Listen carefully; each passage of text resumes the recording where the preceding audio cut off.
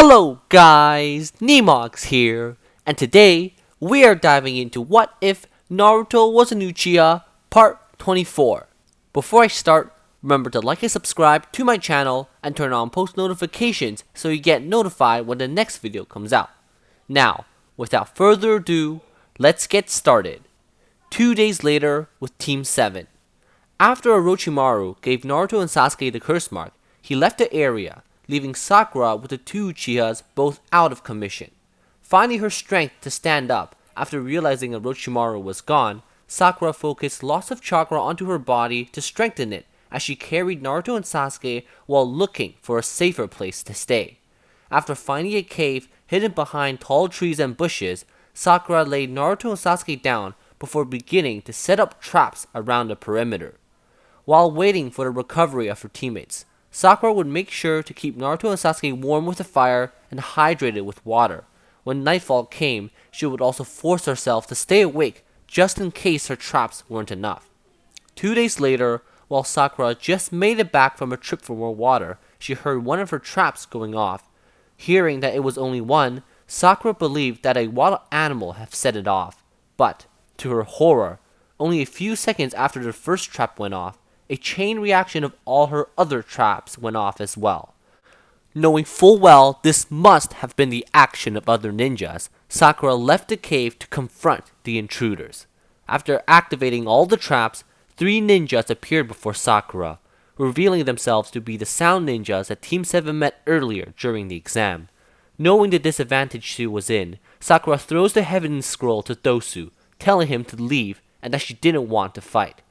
Obviously though, the sound ninjas didn't leave and instead threw shurikens at Sakura. But before the shurikens could land, Sakura substituted herself with a log and ignited the fake Heaven Scroll, which was actually an explosive tag. The 2 other sound ninjas then make their way, charging towards Sakura. This was when Lee makes his Heroine Saves the Princess appearance, standing between the approaching sound ninjas and Sakura. The rest of the scene will play out similar to canon. Lee will use his front lotus technique on Dosu, but instead of completely failing the technique, he's able to injure Dosu due to the help of Sakura and her earth control. After being injured, Dosu uses his sound attacks and takes care of Lee. In this version, the spectating Team 10 wouldn't hesitate to help Team 7, as basically everyone in the Rookie 9 here has a great relationship with each other. Therefore, Team 10 would quickly join the battle, stalling the fight until the rest of Team Guy arrives, along with Sasuke's awakening. Inside Naruto's mind. During the fight between Sakura and the Sound Ninja, Naruto regains his consciousness inside his mindscape. Since this was his first time here, Naruto goes on alert, thinking this was the real world. While Naruto looks around at his surroundings, he hears a painful scream coming from an area in front of him. Going forward to check, he sees Orochimaru being surrounded by orange and red chakra, howling in pain. Just a note, presently, Naruto obviously does not recognize the person as Orochimaru. All he knows is that the person is the same one that attacked him and Sasuke before. Pathetic snake, how dare you invade my territory? Now die! Sounds a deep, dark voice. Ah! Orochimaru croaks as he disintegrates. Shocked as to how easily the exact person that gave him and Sasuke a run for their money was destroyed, Naruto goes on even higher alert. The same deep dark voice then sounds again, warning Naruto to avoid Orochimaru in the future. Feeling that this presence didn't have any ill intent, Naruto relaxes a bit and asks some basic questions, like where he is and the presence's identity. After learning that the presence was actually the Nine-Tails, the one that brought all his childhood pain, a surge of hate envelops Naruto's mind. But before the hate could affect his actions, a stronger sense of thankfulness washes the hate away. Naruto thinks back to the times when the Nine-Tails power saved his life and his brother's life. After balancing out the 2 emotions, Naruto concludes that the Nine-Tails is someone he should befriend, as its power will be very helpful for his future plans. Finished sorting out his emotions, Naruto tries to strike up a conversation, but all that is returned is dead silence. After trying a few more times, the Nine-Tails gets annoyed and howls for Naruto to leave the mindscape. Understanding that this time he wouldn't get anywhere, and remembering the situation his team was in, Naruto decides to leave. But, right before he does, Naruto tells the Nine-Tails that one day he will make the Nine-Tails regard him as a friend. Back outside. After awakening from his unconscious state, Sasuke emerges from the cave, releasing immense amounts of visible purple chakra, making everyone brace from the presence. Once outside of the cave, Sasuke begins surveying the situation. Noticing Sakura's wounds, Sasuke asks Sakura the identity of the one who caused all this ruckus.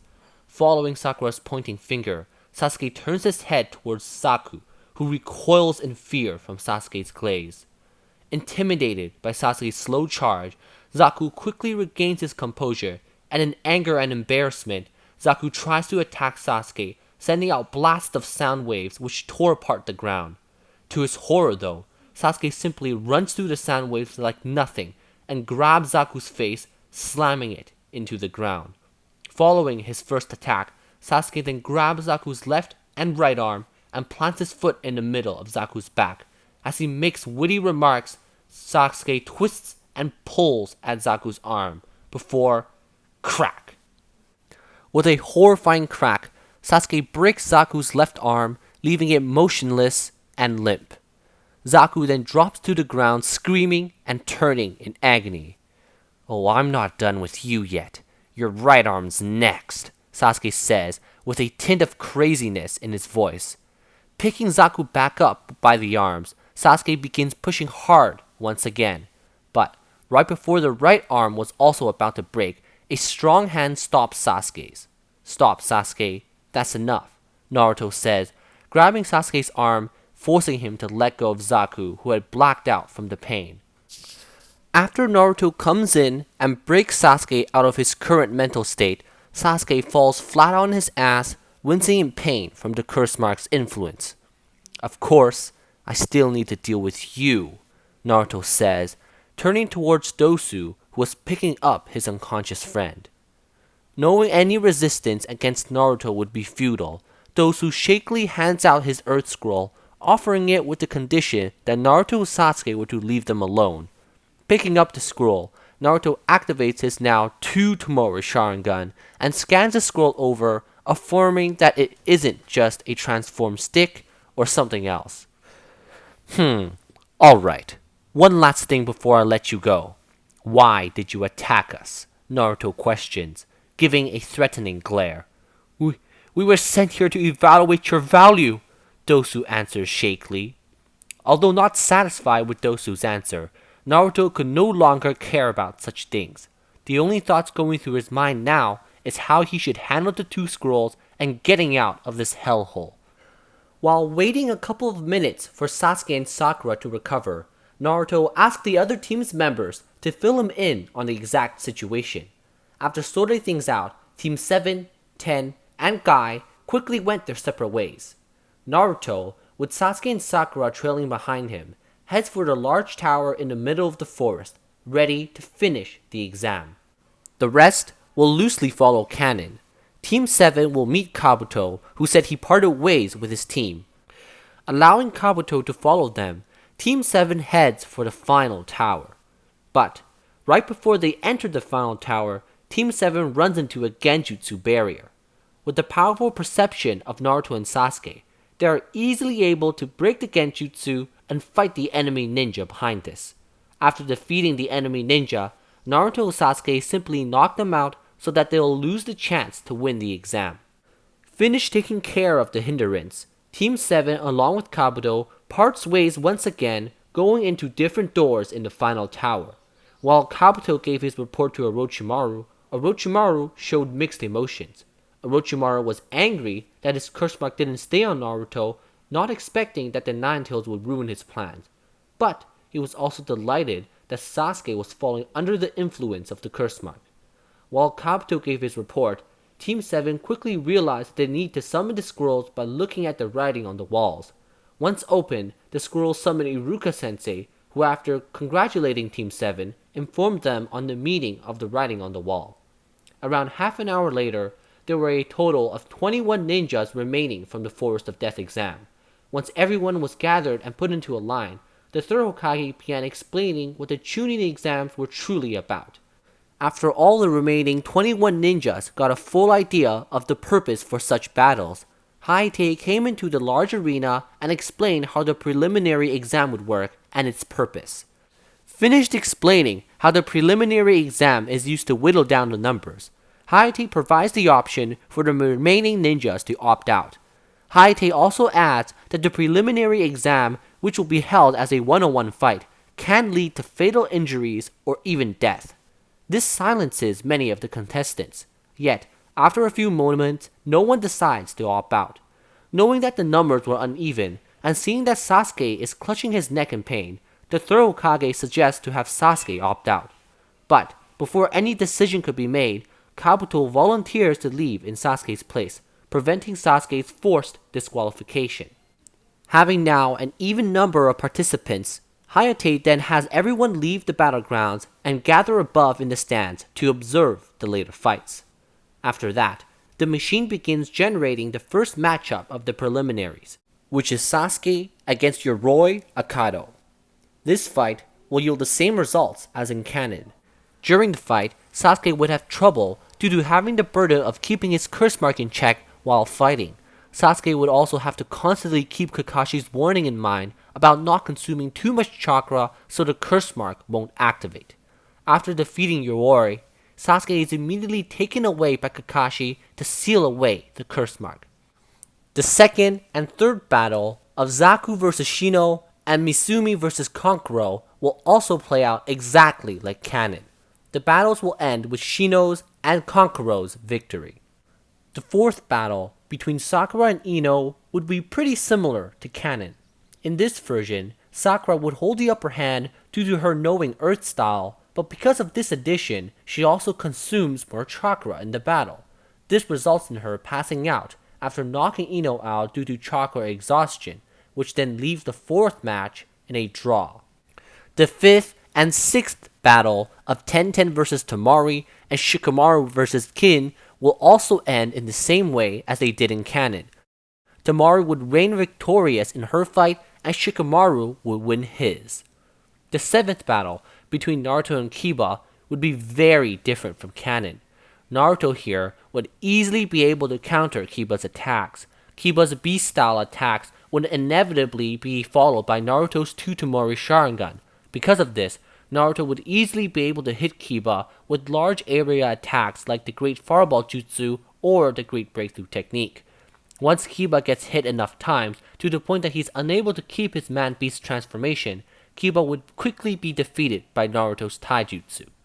The eighth battle between Neji and Hinata will play out pretty much the same way. Although Hinata here is stronger compared to canon, she's still leagues below Neji. When the fight ends, Naruto wouldn't jump down to help Hinata. Instead, when Neji returns to the stand after the fight, Naruto promises that he will surely deliver revenge upon Neji.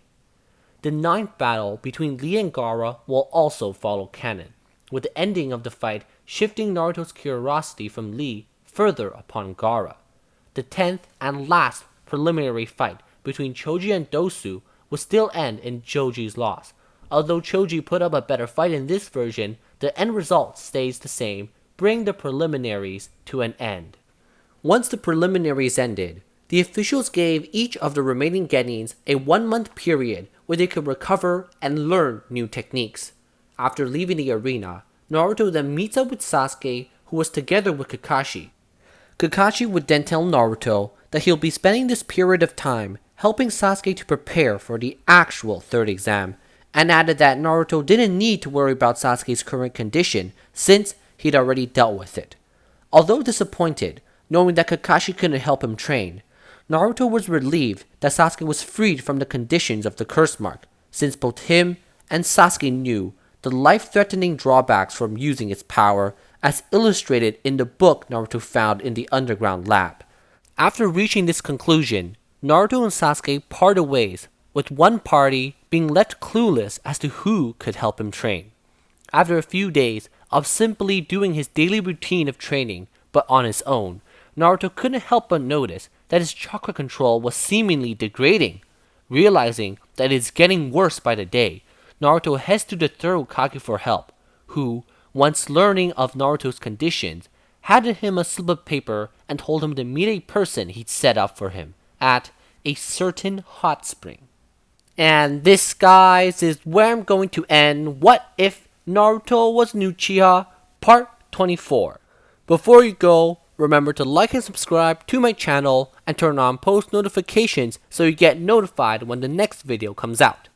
Also, stay alert as the next few parts should be coming out in quick succession. I will hopefully be able to finish this series before summer break ends, but if I can't, I'll just give my end idea in my last part.